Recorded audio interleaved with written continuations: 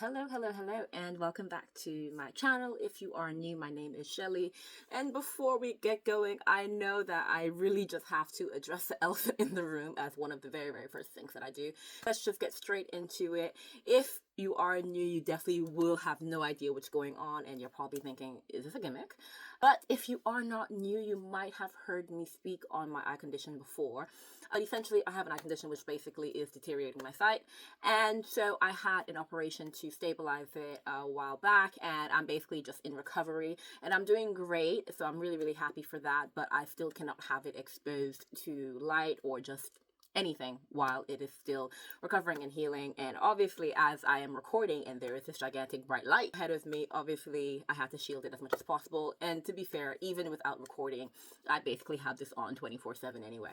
But yeah, that is the explanation for that. No gimmick, but also no reason to worry. Well, not much reason to worry.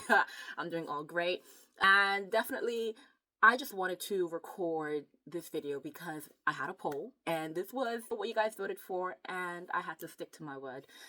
But this video is going to be quite short. I know we've been seeing quite a lot of people make videos about things that we need to leave behind in 2024 as we're entering 2025. And part of me didn't want to make this video. I was really hoping you guys didn't pick it, but I did both. But part of me didn't want to make this video because I feel like, oh, come on, this has been said before, and I've complained about a lot of these things several times throughout the year on BookTube and on Book Talk. But I think what a lot of people are doing are just complaining, what we don't want to see, what sucks, what we need to leave behind. But I thought that I would add to it and say, obviously, the things that we need to leave behind in 2024 because they suck, but also what we should do instead and what we should bring forward into 2025, because it's so easy to point out problems, but it's time to maybe come up with some solutions. Now, that being said, I am just one person, and most of these things are things that I can't really change outside of myself.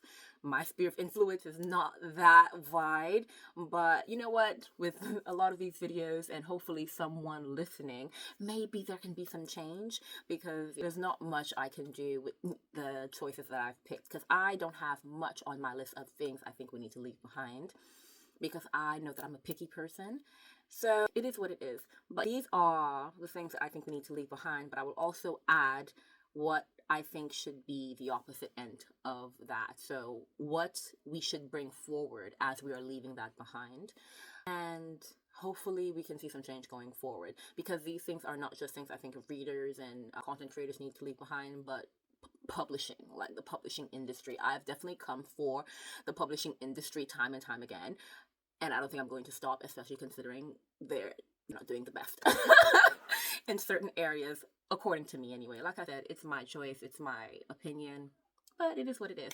Let us get started. Now, my eyes will definitely not be as focused as it's used to being, because I still need to protect this eye, because the condition is actually in both eyes. I just only had an operation on the one. So yeah, the focus, the visual focus today will not be there. Forgive me, it is what it is. Let's just get right into it. So first and foremost, the thing I think we definitely need to leave behind, and this is an attack on publishing, I want to start strong, and that is the way that they're presenting books in order to attract new readers. In the sense that with books coming out nowadays, on the cover or even on the back, you get the endorsements, you get the shout outs from other authors or from reading journals. You get those, but you do not get an actual synopsis of the book. And it's actually becoming so frustrating. If you look at books from back in the day, you go into a bookstore, you open the book, and you get to read what the book is about so that you can see, am I interested in this or not? And that is what actually helped us to pick up the book, because it sounds like something I'd be interested in.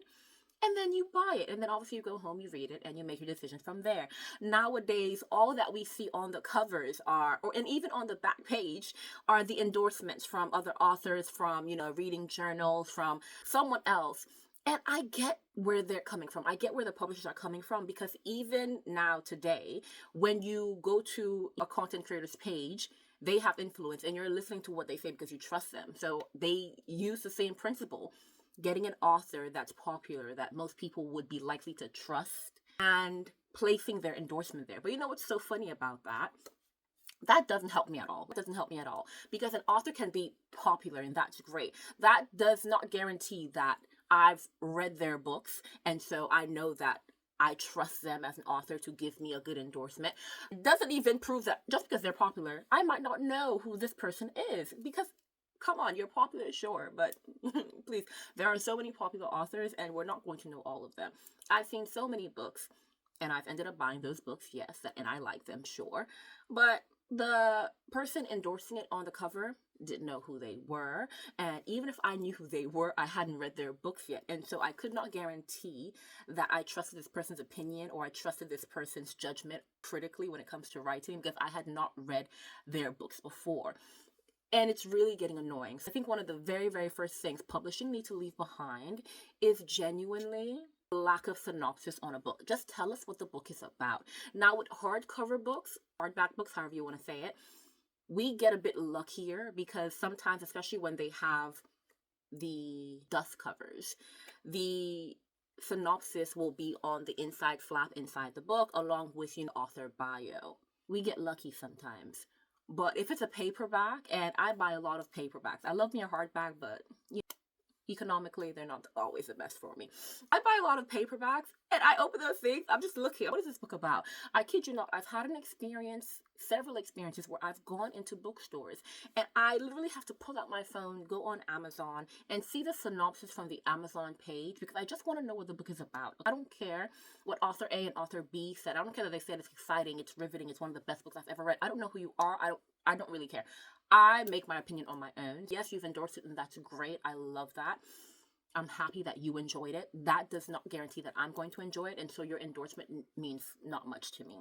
If there's one thing I am hoping desperately that publishing throws away, is the filling books with endorsements and the lack of synopsis. And obviously what to carry into 2025. Very, very simple. Include the synopsis of a book on the book back at least. And please, please, please, even lower the amount of endorsements, because at one point I just stopped trusting the book, because we do know how this works when it comes to endorsements.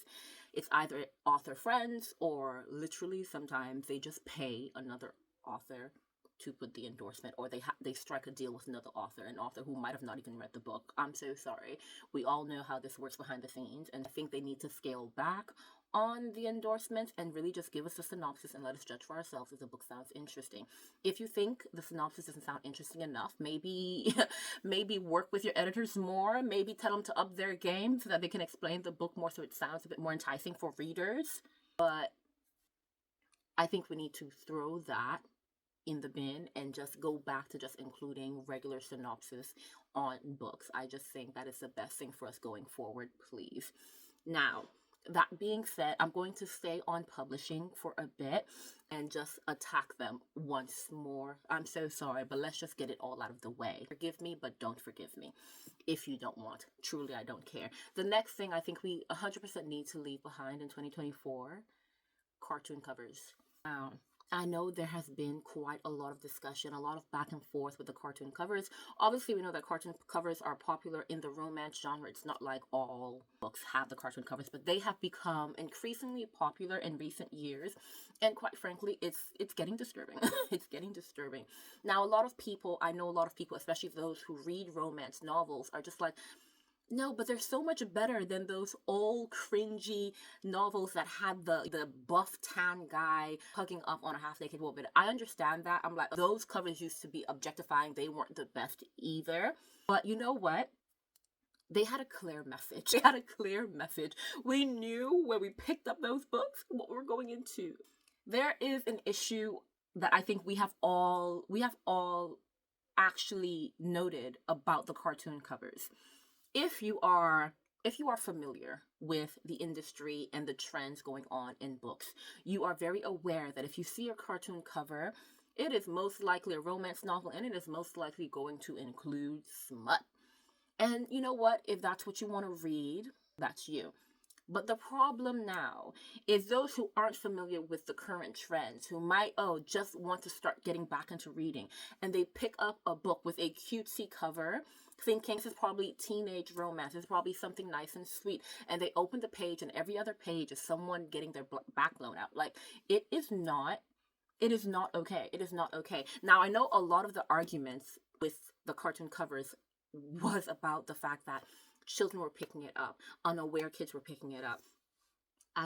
Let's be honest, the people, the young kids especially, who are picking them up, they're on TikTok. They know exactly what is in those books. They know the content that's in those books, and they buy it on purpose, because obviously buying books that, are above your age range, everyone has a little bit of rebellion in them, and it's very exciting, and it's a way for them to get away with reading those types of books with their parents. But that is the issue there.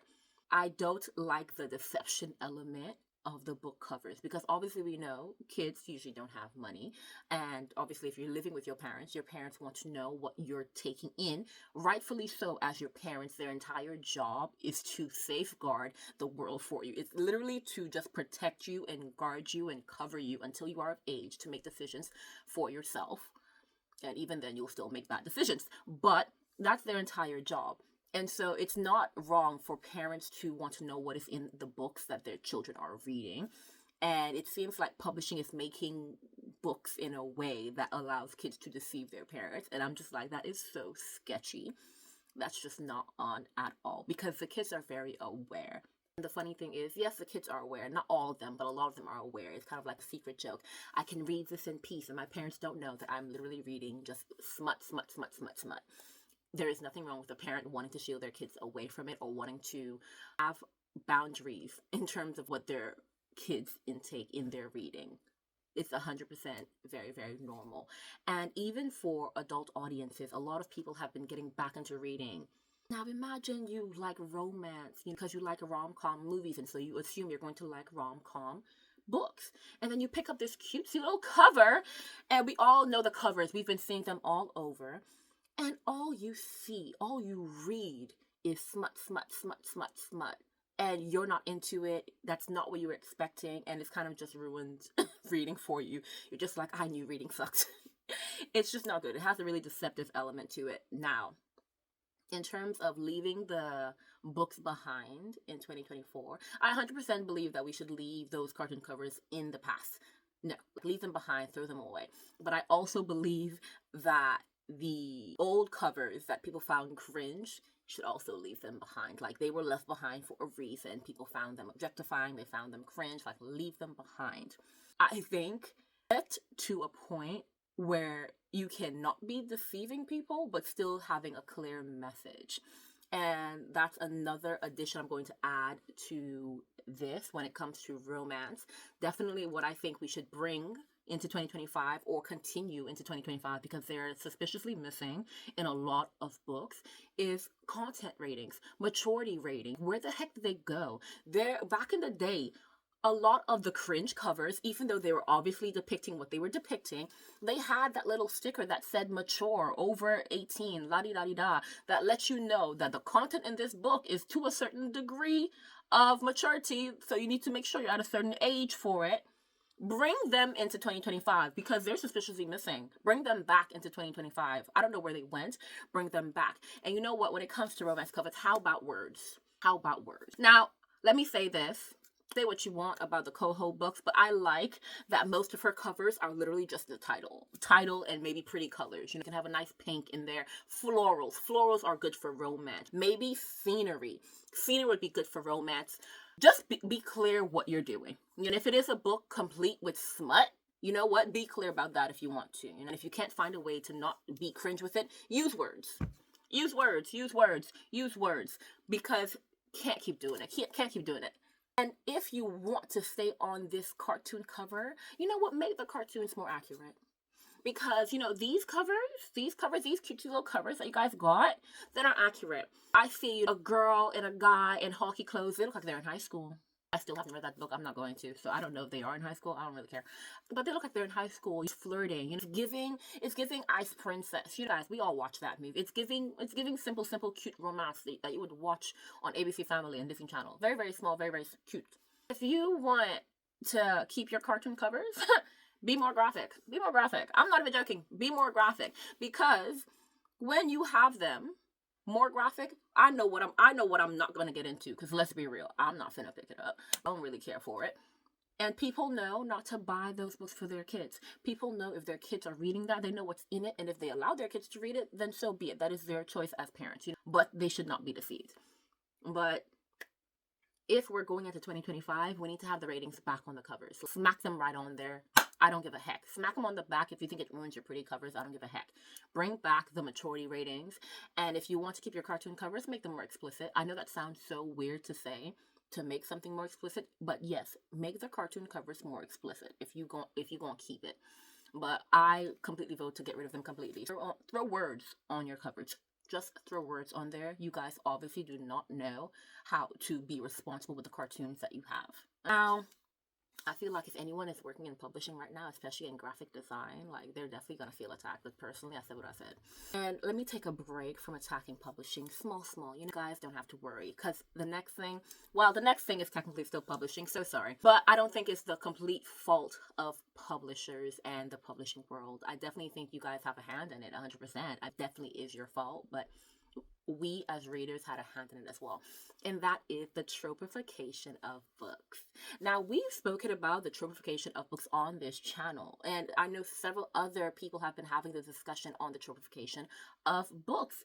Now, we all understand how this came about. It is a product of the times, but it is so annoying. It is very, very annoying, simply because nowadays, when someone is describing a book to you or trying to recommend a book to you, what they will tell you are the tropes in the books. They'll say, oh, this book has the chosen one trope. This book has enemies to lovers. This book has found family. That's great. Those are tropes. That tells me nothing about the book itself. It tells me nothing. It tells me nothing about the plot, the story. It doesn't tell me how anything develops. It tells me nothing about the book. These are tropes. These are everywhere in books. They're just telling me about part of the themes in the book, but you're not even telling me anything about it. Why is that meant to inspire me to read a book, to pick up a book? But that's what it's come to, because and this is why I say it's not completely publishing's fault, because this is how creators and readers this is how they've evolved. And I won't say we, and you're still a reader, we've evolved to start describing our books. If you like enemies to lovers, if you like friends to lovers, if you like this trope, then you're going to love this book. And so now you have publishers, or even earlier stage in the publishing journey, editors, your agents. When you're writing a query letter, what they want to hear is things like, this is perfect for fans of forbidden love. This is perfect for fans of enemies to lovers. I know I'm recycling the tropes, but I can't really think of any trope on spot right now. I don't know why. My brain is just boggled. But this is what they want to hear when you're selling your book. But it's telling me nothing about the book. I think the tropification of books is really just, I think what publishing was doing is responding to what they're seeing, responding to demand and trends, because that's their job. They see a trend, they see demands, and they see that that's what's going to sell. That's how we're going to sell books. We have to respond in kind, and we have to cater to the generation. We have to cater to how people are selling books, and that is by tropes. But the danger, and we've spoken about tropification before, but I just really have to emphasize, there are so many dangers to tropification. But one of those dangers is the fact that we have been seeing it now, that a lot of books sound the same. And the reason they sound the same is that they're not creating a story. They're not plotting it out. They don't have a solid plot. They're working their story with these plot points. No, what they're doing is that they have a list of tropes that ideally they want in their book, because these tropes are popular, these tropes sell, these are this is the vibe that they're going for. And then they work the story around it. Really, they don't have a story. They have a list of tropes in a book that they smush together. And this is how we have the exact same books being churned out again and again and again. And it's just making reading so boring. Generally, is making reading very, very boring. Because no, I don't care about tropes. What I want to hear the plot. I want to hear the plot points. I want to hear your characters. What is it about them that will draw me in? Tell me about that. Tell me about that. Like, let go of tropes and go back to storytelling. I think 2024 is a time that we've discussed tropification time and time again. And so as we're entering 2025, I think And this is where I think the content creators, the readers, we have had definitely a hand in, the tropification becoming a thing in publishing. We need to change how we speak about books. We need to change how we how we sell books as content creators, how we endorse books. Get in front of your camera and tell people, this is a plot, this is the story, these are the overarching themes, these are the motifs. Tell us about the book itself and let the tropes go. Let the tropes go. Because if I'm being honest, if I think about the books back in the day, especially the books that got me really into reading, what got me into reading, like really kind of like loving reading, was the dystopian era. I think a lot of us jumped in there. So Hunger Games, Red Queen, The Selection, those were, I think, my very, very first few books, and it was absolutely amazing. Love it. And even now, if I were to be describing a book, describing those books, those series to someone, to you, my first thought would not go to, oh, it's enemies to lovers, it's friends to lovers. Honestly, I can't even think about the tropes in those books. I'm struggling to think about them at all. What I'm thinking about is, this is a world where after a war, these people were put into different sects, and then that's what I'm thinking about with Hunger Games. That's what I'm thinking about with The Selection. I'm thinking about the way that the world has changed. I'm thinking about the themes. I'm thinking about the themes of classism. I'm thinking about all of those, and in terms of like how I would describe a book to someone. I'm not thinking about, I generally cannot think about the tropes in those books, but that's the thing. The plots and the stories were so centered. They were so focused that when you think about them, that's what you're thinking about. You're thinking about those themes, those plot points, those twists, those heartaches, the characters, the development. You're thinking about all the things that make a story good. A story, really. Not just blanket tropes that I actually don't even know what tropes. Like, obviously, yes, tropes are great for categorizing books that we read nowadays, but this is why we have the same blank books over and over again, that we're so bored with the books that we're reading now. They're just categories, basically genres. It's basically like me saying, oh, here's a fantasy book. What type of fantasy? Is it epic fantasy? Are there mythological creatures? What's the magic system? What is the world like? Is it urban fantasy where we're in the real world, or are we in a whole new world? Tell me about the book. Tell me about the story. Tell me everything about it, and let's leave the tropes behind. I think going into 2025, the onus is on actually the readers and the content creators. Because like I said, publishers, they respond to demand, they respond to trends, they respond to what we're saying, to what we're doing. If we continue to speak about books in the language of tropes, they will continue to sell books in the language of tropes, and in turn, the authors will continue to write books in that way, because obviously they're trying to sell to publishers. I think when you start speaking about the plots that excited you, the storylines that excited you, the characters which excited you, I think then maybe they can see people are actually, they're focusing on good storytelling, they're focusing on details. Yes, vibes are important, but they definitely are not the most important thing at all. If anything, they're really bottomless. Give me story, give me character development, give me plot, like give me all of those things. Give me correct pacing, because some of these books are paced absolutely horrendously. Like, genuinely, I don't know where my brain is doing in some of these books. Like, it's fatigued. I think if the readers and creators can change how we speak about books, then publishers will change how they represent books and how they pick books, and authors will in turn go back to writing good books. I'm so sorry, a lot of the books nowadays they're just kind of bad, and we've all spoken about that before. It is true. That's what it is, isn't it? And I think as like readers and content creators especially, we need to leverage the influence that we have, because we've heard it so many times. The book talkers, they have changed reading, and for the better, making people read, and that's absolutely amazing. But let's leverage our influence for the betterment of reading and literature, because I'm so tired of tropes. I'm so over the repetitive books. We just need to get rid of those. Yeah, I think it's definitely on us if we want to see anything change for the better, and I'm hoping we do. Now, the next thing that I think we definitely need to leave in 2024, and we've spoken about this on this channel. Like I said, most of the things that I'm discussing today, we've spoken about on this channel, and that is book hauls. But don't stop all your book hauls, but over excessive book hauls and over consumption, especially for the sake of content creation. Guys, I kid you not, I've seen people do book hauls like every week, and it's not even a case of I got, a nice cute 3 books, you got a new set.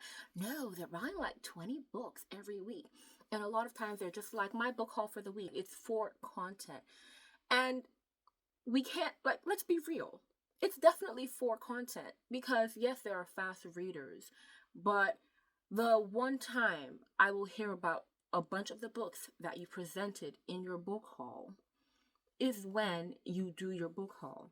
I won't hear a review. I won't see maybe a story post of you saying, oh, I'm in the middle of reading this, or I read it and I loved it, or I started reading it and I DNF'd it, so I'm giving it back. You literally just present us with the books that you bought just for the sake of content. Now, we've spoken about book hauls and we've spoken about capitalism and overconsumption and how we've all become victims to it. I have definitely done book hauls before where I just bought a bunch of books because they were on sale and this and that. It's so unsustainable and it's just not good. It's not good, guys. What is the benefit of getting all those books, especially books that you'll never read? I've seen book hauls and then I've seen unhauls. At this point, it's just a back and forth. Now, it's great that you have the means to be able to be doing that because even me, one of the things I think about is how much money is spent in doing this so regularly. That's great that you have the means. That's amazing. But obviously, we've spoken about the dangers of book hauls, how they set a lifestyle that we don't want to endorse. And once again, we don't want to encourage overconsumption on a whole. It's just not sustainable. I think what I definitely want us to stop is not just book hauls, because a book haul every now and then is not a bad thing, especially if there's a sale. For example, Boxing Day just came around the corner. I didn't buy any books, but for example, imagine you had a bunch of books on your wish list and a great sale came about. Do a book haul. Obviously, you wanted to read these books and you only buy books once in a blue moon. But every day you're buying 20 books. Like, come on. Please, enough. And these books that don't end up being read at all. No, like, stop. Especially, I think yes, the over excessive book hauls, in addition to the fact that a lot of these book hauls are done simply for the sake of content, I think we need to leave them behind in 2024. Leave it behind in 2024. And obviously in 2025, sustainable reading, sustainable purchases, not even purchasing books if you can do that. If you have a library that's near you that has a broad range of books and books that you enjoy, go to your library. Support the local libraries. We know that libraries definitely need more and more support. Use bookstores even, because that's even a bit more sustainable than going to giant bookstores and buying huge books that you won't read. That's like, you're not supporting a small business, you're not supporting the small bookstores, you're not supporting the libraries, you're just going and supporting these big bookstores, and then you don't even read the books. Terrible. So if we're doing anything in 2025, let's bring back the book hauls. Let's bring back not just the book hauls that we're doing weekly, some of you people, but the actual book haul content. Because once again, let's stop encouraging this unsustainable lifestyle. Let's stop encouraging the overconsumption. Let's just stop. If you're going to do a book haul, how about we change it to not just all the books I bought. Let's see all the books I just hauled from the library. I borrowed from the library. That would be such a cute book haul. I think that would be nice. You know about all the books that I donated to a school? I do not know. But just buying books for the sake of content, I just think it's so cringe. I think it's terrible. I'm not supporting it. If there's anything we're leaving behind, excessive book hauls, and we're bringing sustainable behavior in 2025. Now, in connection to that, and this will actually be the very last thing I think we need to leave behind in 2024, I think doing things solely for the sake of content, that on a whole, throw it in the bin. Leave that in 2024 because people are doing the most ridiculous things. Now, this point, yes, doing things for the sake of content, but I think one of the main things I want to attach to that is speeding through books, reading through books, going at an unsustainable pace for the sake of content, especially if you're a book talker or even not a book talker. You're just doing this so you can say, I read 20 books this month. And we've spoken about this. Some people can read 20, 30 books a month. That's absolutely amazing. But I saw a post literally yesterday. So I thought it was so apt for this video. I was just like, oh wow, I'm actually going to speak about this today. This creator, she made a post about how she saw someone, make a post about how many books they read in the year. And then she said, oh, that's quite a lot of books. She said, let me decide to prod just a bit further. I can't remember the creator's name. Hopefully I can find it. But she said, let me prod a bit further and ask them, wow, that's a lot of books. How is your rating system? Because that must be quite a lot to actually keep track of. How is your rating system? How is your logging system? How do you actually keep track of everything? And then she said that the person responded saying, oh, these are fiction books. I don't need to remember what I read. In my heart, I felt for her like so much. To have experienced that firsthand, I would log off immediately. And we've spoken about this time and time again. We've spoken about how there's online pressures to read more, to partake in challenges, to achieve like high reading goals because everyone else is doing it. The consuming books simply for the sake of one, content, and for validation, whether that be from others, from people online, I do not care. We need to leave that back in 2024. We have to get back to what reading is about. And the thing is, that's so funny for even me to say because there are so many benefits to reading. I actually wanted to make a whole separate video on why people should read more because there are so many benefits to reading. Because yes, we read for enjoyment, but we also read to gain more knowledge. We read to gain more insight. We read to actually grow in empathy and sympathy. There are so many benefits and so many reasons. No, a numbers game, I'm just like, that shouldn't be a reason to read. I never ever thought that that was a valid reason to read. Just to get the numbers. That's just, it sucks. Like, you get nothing from it. Imagine taking in so many books, but literally not taking them in. Imagine reading so many books, but not taking anything in, not being able to reflect on the books, not being able to look back and smile or even cry. You guys know that feeling when you're thinking back about a book that you've read, a favorite book or heartbreaking book, and you're just like, that feeling, or even the knowledge that I gained from that book, the different perspective that this book gave me, all of those amazing things that books can give you. Imagine not being able to experience any of that because you didn't take anything in. But I actually don't understand how that works. Do you just flip a page and forget everything that happened in the page before? And this discussion obviously has been happening quite a lot, and we had a bit of that discussion because it's related to the whole anti-intellectualism going on.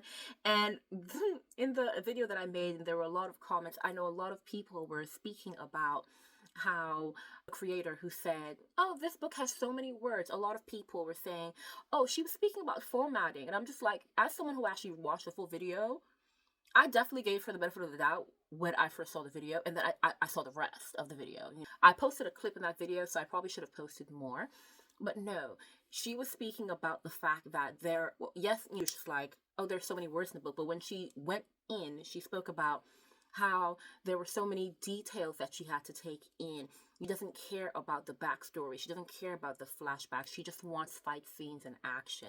And I know that we go into certain books for certain things, but not wanting details, not wanting insight into characters, which helps you to understand their motivations and helps you to actually see where the plot is going and why the story why the story is the way it is and the direction. Basically, you don't want anything that helps you with that. You don't want anything that helps you understand the stories. When I saw the post yesterday, I'm just like, this definitely reminds me of the video of this book has too many words, because you guys are the same. You guys don't want to have any understanding. You guys just want to go past the book. You maybe have some fun moments that make you and give you a jump scare or make your heart race for just a bit, and then you just put it to the side and forget.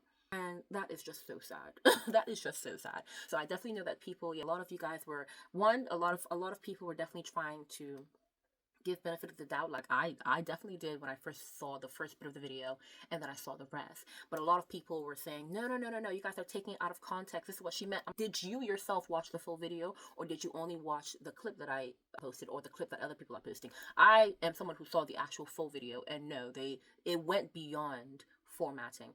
Because while she could have been speaking about just formatting, because that's what I thought at first, the minute she went in depth about what was bothering her about the book, I was just like, the size of the words on the page is definitely not the problem that you're having with this book. Miss me with it. But that is the very, very last thing I think we should leave in 2024. Just not taking in, but reading books for the sake of numbers, for the sake of content. And in 2025, what we should be doing is reading intentionally, taking our time with reading and giving up the numbers games.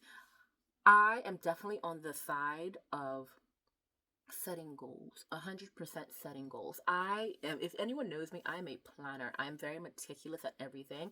I plan everything, and numbers definitely help. Have a number that you want to achieve. It definitely motivates you, keeps you disciplined as well. And for certain people on certain spectrums, it actually helps, especially if you, for example, if you have problems with attention.